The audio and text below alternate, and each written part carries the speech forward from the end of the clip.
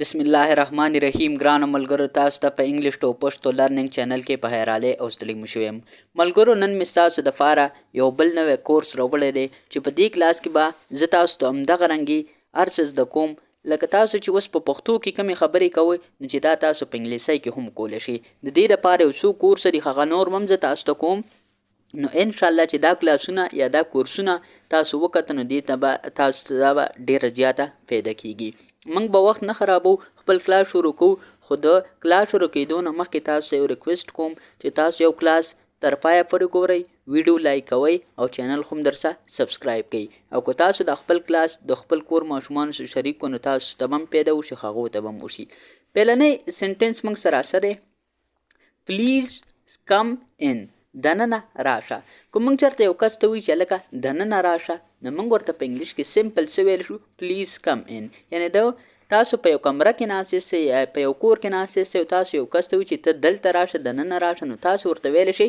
پلیز کم ان پلیز هیو ا سیټ تشریف کښېږدئ ها د دې څه مطلب دی پلیز هیو ا سیټ یعنی کو چېرته تاسو په یو ځای کې ناست یاستئ کو په کټ کې ناست یاستئ کو تاسو په کورسۍ کې ناست یاستئ او تاسو سره یو بل کس ولاړ دی او تاسو هغه ته وایئ چې کښېنه نو ته ورته په انګلیش کې ویلی شي پلیز هیو ا سیټ یعنی تشریف کښېږدئ یا تاسو کښېنئ دلته هو از ناکینګ ایټ د ډور دروازه څوک وهي اوس کو تاسو چېرته په خپل کور کې ناست یاستئ کو په کوم ځای کې هم تاسو ناست یاستئ او څوک دروازه وډبوي یا ووهي نو تاسو ورته په انګلیش کې ویلی شئ هو از ناکینګ ایټ د ډور یعنی سمپل د دې مطلب دا دی یعنی چې دا دروازه څوک وهي دیر از سم ون ټو سی یو تاسو سره څوک میلاوېدلو له راغلی دی که ته چېرته هغه کس ته وې تا ته چې څوک وایي چې دروازه څوک وایي بیا ته هغه له رسپانس ورکې یعنی جواب ورکې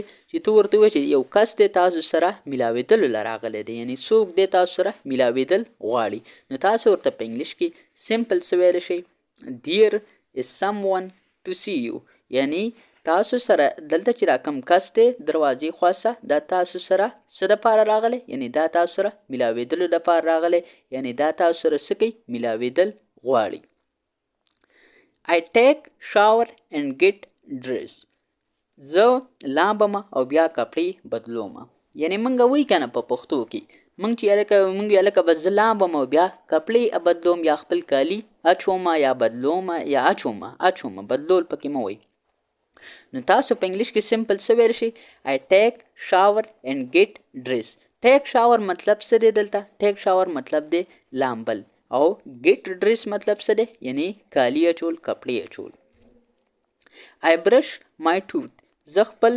غاښونه صفا کوم یعنی که ته چېرته یو کس ته وې چې زه خپل غاښونه صفا کوم یعنی صفا کوم یا غاښونه کې چې کوم موږ ټوت برش کوو برش پکې موږ وخو کو مسواک هم پکې وښی هغې دپاره هم تاسو په انګلیش کې هم ورته مسواک وایي نو تاسو سمپل په انګلیسۍ کې څه ویلی شئ I brush my tooth یعنی د دې مطلب دا دی چې زه خپل غاښونه برش کوم یا تاسو داسې هم ویلی شئ چې زه خپل غاښونه صفا کوم I brush my tooth یعنی خپل غاښونه صفا کوم I offer morning prayer زه سحر مونځ کوم یعنی که ته چېرته یو کس ته وې چې زه د سحر مونځ کوم نو تاسو په انګلیش کې سمپل څه ویلی شئ I offer morning prayer یعنی اپر څه دپاره موږ کوو یعنی که تاسو هر یو مونځ کوئ څه خو هم کوئ که نه نو تاسو دې دپاره چې کوم ورډ په انګلیش کې استعمالولی شئ هغه دی اپر څه ته وایي یعنی یو کار کول یا یو مونځ کول بس مونځ کول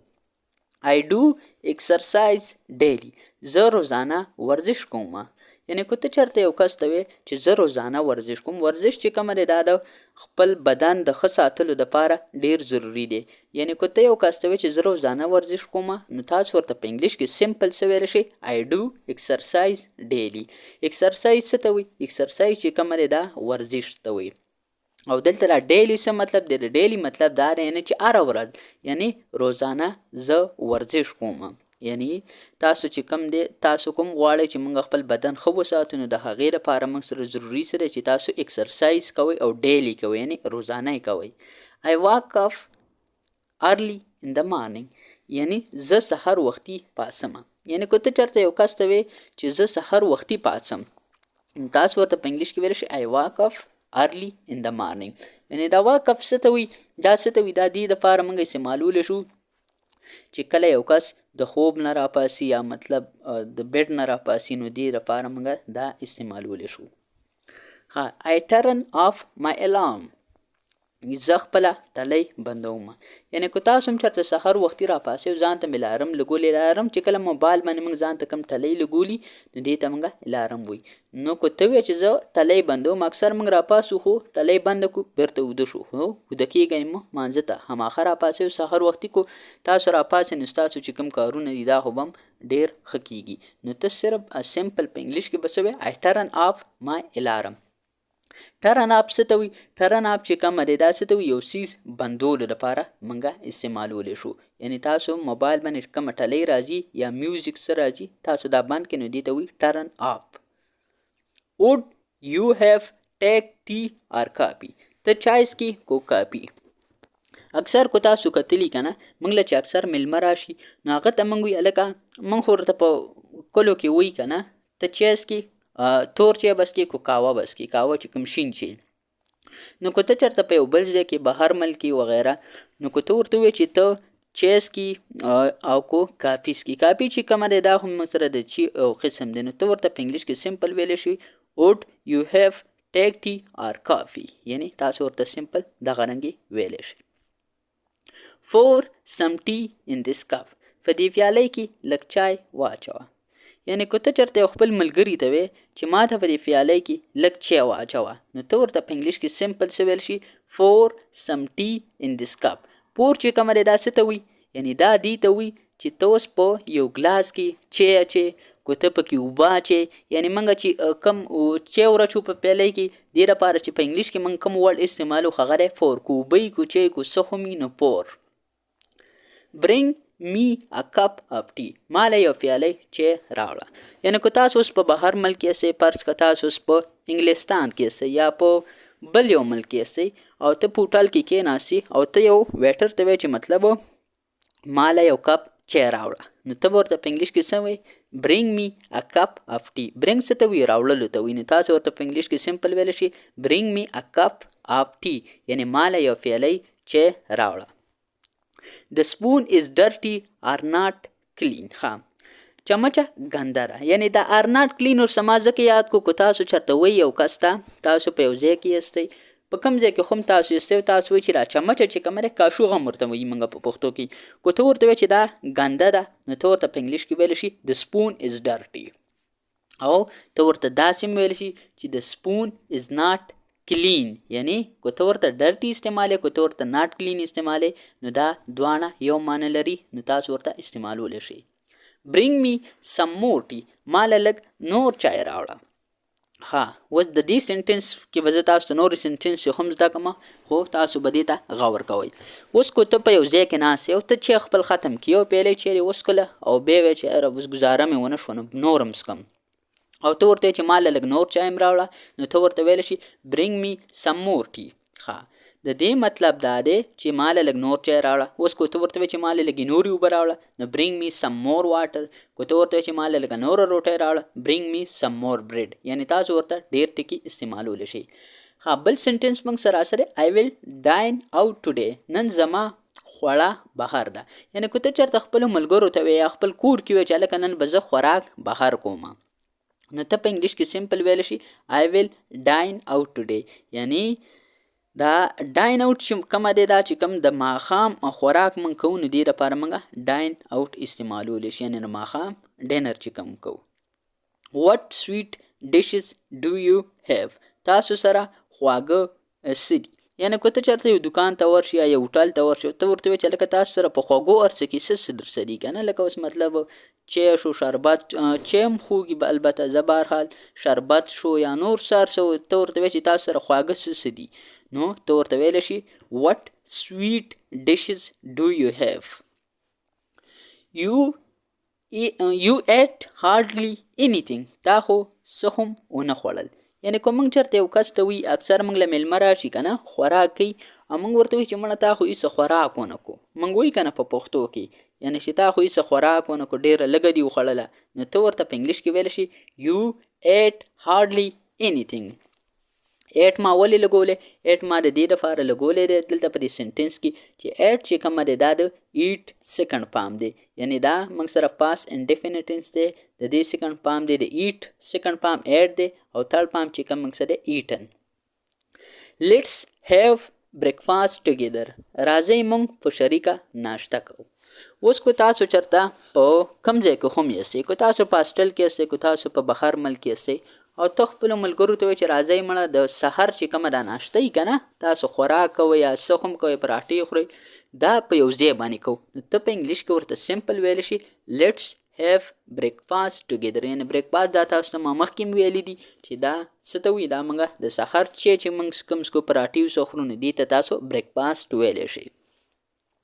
جسټ ټیسټ اټ، دا صرف وڅکه، یعنی که تا سره څه خوراک مراک درسي یو ملګري ته ته ووایې چې هلکه دا صرف ته وڅکه، یعنې چکې که چې د دې خوند څنګه دی، ذایقې څنګه ده، مزه کوي او که نه، نو ته ورته په انګلیش کې سمپل ویلی شي جسټ ټیسټ اټ، یعنې ټیسټ څه ته وایي؟ یو څیز څکلو دپاره چې خوند یې څنګه دی څنګه دی.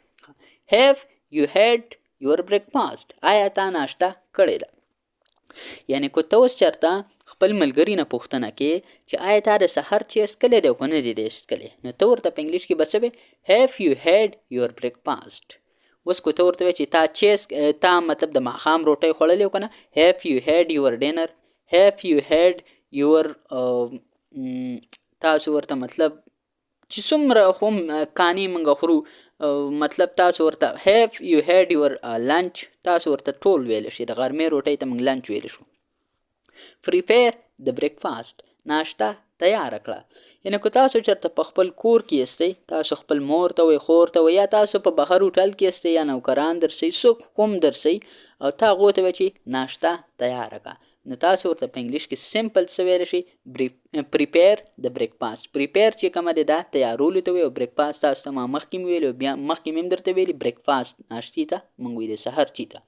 I am feeling hungry، زه لوږه محسوسوم، یعنې اکثر موږ خپل منځ کې ملګري ناست دي او که ته هغو ته وایې چې زه خو داسې لوږه محسوسوم یاره زه لږ وږی شانته یم که نه، موږ وایي که نه په پښتو کې، نو تاسو په انګلیش کې سمپل څه ویلی شئ؟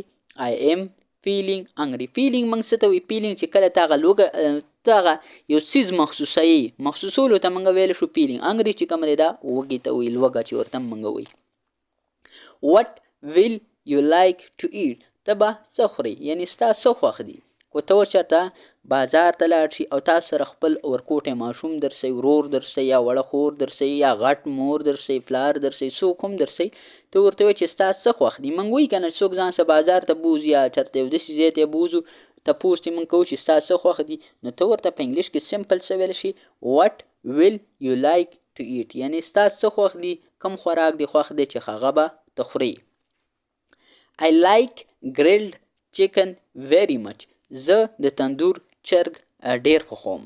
ښه، که تا ته اوس ته یو کس ته وایې چې هلکه د تندور کې چې کوم چکن پوخ شي که نه چرګ، یعنې دا زما ډېر خوښ دی او دا زه ډېر خوښوم، نو ته ورته په انګلیش کې ویلی شي I like grilled chicken very much. یعنې grilled chicken څه ته وایي؟ دا چې کله په هغه جال شانته کې پوخ کي، یعنې هغه وچې پوخ کي، غوړي مړي ټماټر دا څیزونه پکې نه اچوي، نو دې ته موږ څه ویلی شو؟ grilled chicken. I like gravy so much، زما شوروا ډېره خوښه ده. یعنې ګریوي موږ ته څه ته وایي؟ ګریوي چې کومه دی څوک ته شوربا هم وایي، ما ته خو پته نه لګي، خو بهرحال موږ ورته شوروا وایي، نو ما هم تاسو دلته په پښتو کې لیکلې ده. نو ګریوي څه ته وایي؟ یعنې تاسو چې چکن پوخ کړئ هغې کې کمې اوبه وکئ، یا مطلب تاسو غوښه پخه کړئ هغې کې کمې اوبه وکئ، نو دې ته تاسو څه ویلی شئ؟ دې ته تاسو ویلی شئ ګریوي. یعنې که ته چېرته یو کس ته وایې چې زما شوروا خوښه ده، نو په انګلیش کې ورته سمپل ویلی شئ I like gravy so much. There were 7 items at their marriage، د هغو په واده کې 2 قسمه خوراک و. یعنې که ته چېرته یو خپل ملګري ته یو قصه بیانې، د یو کس واده کړی او ته ورته وایې چې په دې کې داسې داسې خوراکونه و، او بیا ورته ته دا هم ووایې چې د هغو چې کوم واده و که نه په هغې کې 2 قسمه خوراک و، یعنې هر څه بینډۍ، ساګ، چکن، ګډ غوښه، مطلب دا 2 قسمه پکې وو، نو ته ورته په انګلیش کې څه ویلی شي؟ There were 7 items at their marriage. marriage څه ته وایي؟ دا وایي واده ته.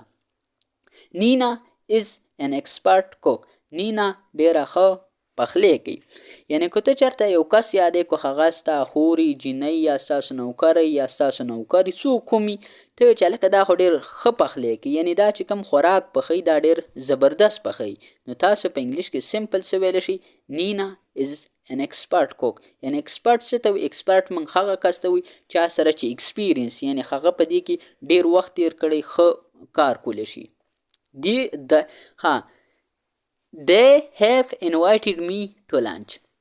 یعنی دا د نه دی دا دی دی په دې کې رمانه وای ایر شوی دی خو که ته چېرته یو کس ته وې چې هغو ماله د غرمې روټۍ بلنه راکړې ده یعنی موږ وایي که نه لکه هغو ماله دعوت راکړی بلنه یې راکړې ده د غرمې روټۍ نو ته په انګلیش کې سمپل ویلی شي they have invited me to lunch. invited څه ته وایي invited چې کله ته یو کس ته وایي چې راځه نن به ته خوراک ما څه کوي. please have your dinner with me. ته ما سره د ماښام روټۍ وخوره. اکثر موږ خپل ملګرو ته وایي که نه چې ته ما سره د ماښام روټۍ وخوره نو په انګلیش کې به ورته وایې please have your dinner with me یعنی ما سره د ماښام روټۍ وخوره. taste it خوند یې وګوره. یعنی کله موږ یو څیز پوخ کړو که نه تاسو خو هم ستاسو زموږ پښتانه خو چې موږ څومره هم ګورو زموږ ټول سیسټم یو رنګ دی یعنی اکثر موږ یو څیز پوخ کړو موږ وایو چې هلکه د ټیسټ وګوره یعنی خوند یې وګوره چې څنګه دی. اوس کو تاسو شربت هم وکئ او ته خپل ملګري ته وایې چې هلکه چکې که چې خوږ دی که نه دی خوږ مطلب پیکا دی نو ته بیا هم ورته وایې چې ټیسټ کو تاسو چې پوخ کوئ ته یو ملګري ته وایې چې دا خوند یې چک که چې څنګه دی نو بیا هم ورته ویلی شي ټیسټ یعنی ټیسټ چې کومه دی د یو څیز خوند کتلو ته وایي یعنی چې اوس مطلب د یو څیز خوند څنګه دی شو می ما ته وښایه. که موږ چېرته یو کس ته وایو چې دا څیز ما ته وښایه نو په انګلیش کې ورته ویلی شو شو می. how sad څومره دردونکي یعنی که تاسو چېرته یو ځای ته لاړ شئ اول ته یو داسې واقعه وشي یو داسې کار وشي چې مطلب په تاسو باندې ښه ونه لګي. اوس که زه تاسو ته ویم په یو ځای کې مطلب چې کوم زیاتی خلکو سره رواني څوک جیلونو ته ځي څوک پولیس والا ووخي یا څوک چا سره کم زیاتی وشي یا یو دوه کسان یو بل سره زیاتی وکړي نو که موږ هغه وایي چې هلکه دا څومره دردونکې څومره د خفګان خبره ده یار موږ وایي که نه په پښتو کې نو how sad come back بیرته راشه. که موږ چېرته یو کس ته وایي چې بیرته راشه واپس راشه نو په انګلیش کې ورته ویلی شو come back. I need زه ضرورت لرم یعنی که ته د یو څیز ضرورت لري که ته چېرته یو کس ته وایې چې هلکه زه ضرورت لرم د دې څیز تا سره د پیسو کمې یا تا سره د څه کمې خو نو ته په انګلیش کې ویلی شي زه ضرورت لرم او په انګلیش کې تاسو سمپل ویلی شي I need مطلب څه دی د یو څیز چې تا ته کله ضرورت وي. I know زه پوهیږم یعنی که موږ چېرته یو کس ته وایي که نه چې تا ته څوک یو قصه درته رانیولي او درته لګی او ته ورته وایې چې مړه زه پوهیږم که نه زه بس په دې څیز باندې پوهیږم که نه موږ په پښتو کې وایي که نه نو تاسو په انګلیش کې ویلی شي I know. نو د نو مطلب څه دی کله چې ته یو کس پیژنې یا په یو څیز باندې پوهیږي. when will you arrive ته به کله راورسي. اوس د دې څه مطلب دی د دې مطلب دا دی اوس تاسو یو ملګری دی که نه د بهر ملک نه درځي یا چېرته یا کوم ځای کې هم لري او را رواني او ته ورته وایې چې ته به کله راورسي نو ته ورته په انګلیش کې سمپل ویلی شي when will you arrive. arrive څه ته وایي دا یعنې را رسېدو ته وایي. I will arrive by tomorrow زه به سبا پورې راورسم. که موږ چېرته یو کس ته وایي چې زه به سبا پورې راورسم یعنې د لرې ځای نه را رواني چې زه به سبا پورې راورسم نو په انګلیش کې ویلی شو موږ I will arrive by tomorrow. arrive څه ته وایي اوس مطلب یو کس د سعودي نه دوبۍ ته ځي یعنې د سعودي نه چې دا کوم دوبۍ ته روان دی د دوبۍ ته رسي نو دې ته موږ په انګلیسۍ کې سمپل څه ویلی شو دې ته موږ ویلی شو arrive. او دا ټومارو څه ته وایي ټومارو تاسو ته ما مخکې هم ویلي دي ټومارو چې کومه دی دا سبا ته وایي یعنې سبا چې کومه ورځ را روانه ده دې لپاره په انګلیسۍ کې کوم ورډ دی هغه دی ټومارو. how old are you ستا څومره عمر دی یعنې که ته چېرته د یو کس نه پوښتنه وکړي چې ستا عمر څومره دی ته د څو کالو یې موږ وایي که نه په پښتو کې هلکه د کس نه موږ خامخا تپوس کوو یاره نو تاسو ورته په انګلیش کې ویلی شي how old are you. old چې کومه دی یعنې دا موږ بوډا ته وایي یعنې د یو کس چې څومره عمر یې هغې ته موږ old ویلی شو. I am 20 years old زه د 20 کالو یم. که موږ چېرته یو کس ته ریسپانس ورکوو جواب ورکوو موږ ورته وایو چې زه د شلو کالو یم نو تاسو ورته په انګلیش کې ویلی شئ I am 20 years old. یعنې که تاسو د 50 کالو ایستی نو بیا ورته ویلی شئ I am 50 years old. یعنې که تاسو د 100 کالو ایستی نو تاسو ورته ویلی I am 100 year old. یعنې که تاسو د 100 کالو هم یستی او تاسو نه څوک تپوس وکړي چې د 100 کالو نو ته ورته I am dash years old. یعنې چې ستا څومره عمر یې هغه ورته یادوه. Where do you want to go؟ ته چېرته تلل غواړې؟ که موږ چېرته د یو کس نه پوښتنه کوو چې ته چېرته تلل غواړې، یعنې اوس که تاسو په کلي کې یو کس او هغه وایي چې هلکه زه دې ځای ته تلل غواړم یا بار ملک ته تلل غواړم، نو ته ورته وایې چې هلکه ته چېرته تلل غواړې، کوم ملک ته تلل غواړې، نو په انګلیش کې به ورته وایې Where do you want to go؟ یعنې ته کوم ځای ته تلل غواړې. I want to go to the market. زه بازار ته تلل غواړم. ځوان بچی بازار ته ځي ښه.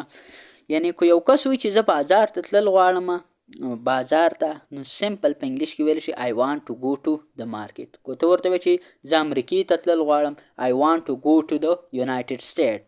یعنې که یو کس وایي چې زه انګلینډ ته تلل غواړم I want to go to the market. یعنې ضروري نه ده چې دلته تاسو صرف دا سنټنس د دې لپاره زده کړو، دا تاسو په هر څه باندې اپلای کولی شئ، خو لږ دماغ ورته کلاو ساتئ. Where do you live؟ ته په کوم ځای کې اوسیږي؟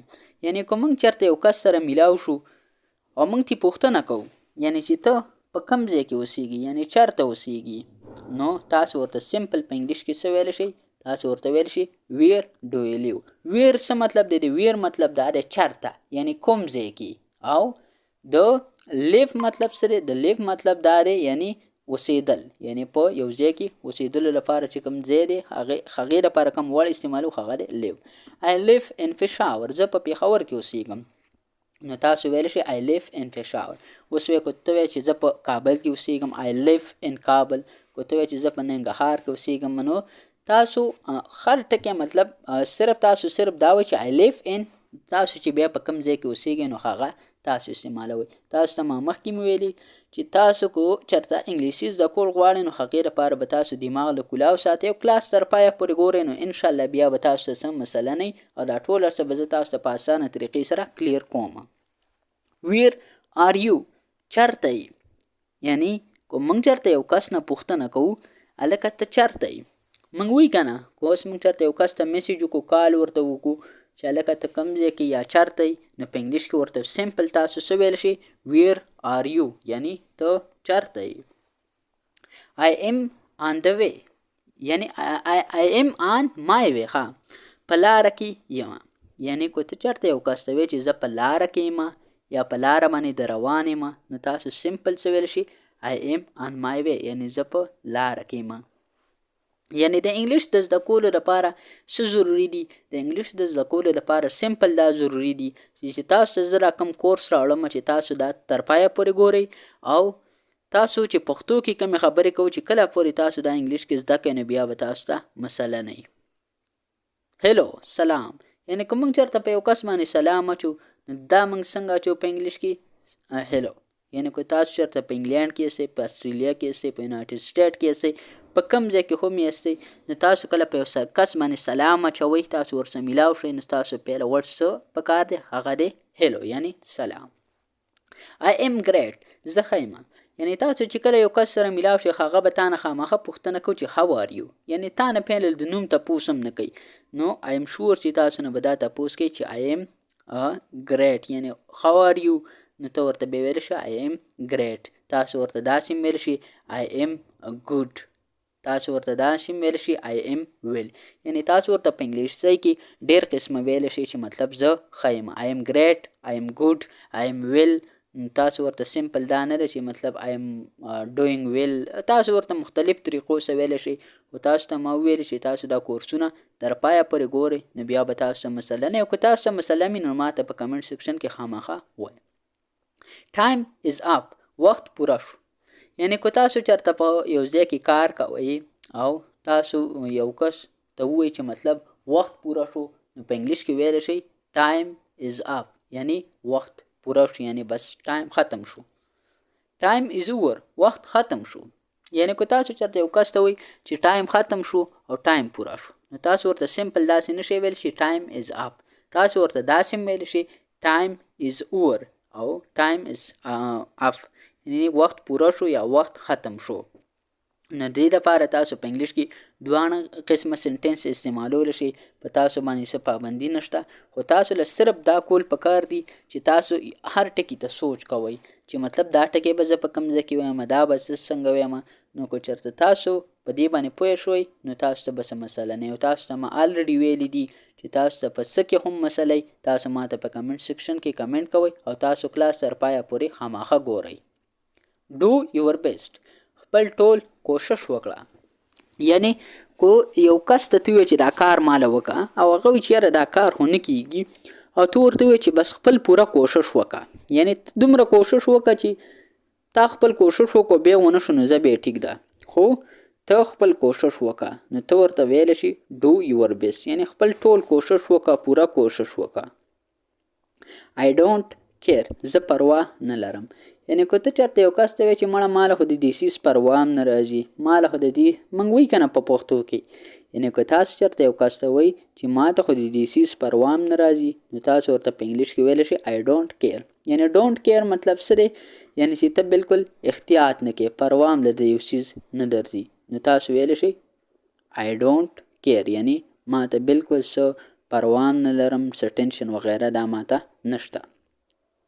Come quickly، زر راشه. اوس که ته چېرته یو کس ته وایې چې راشه، نو ته ورته سمپل ویلی شي کم هیر، یا دلته راشه کم هیر.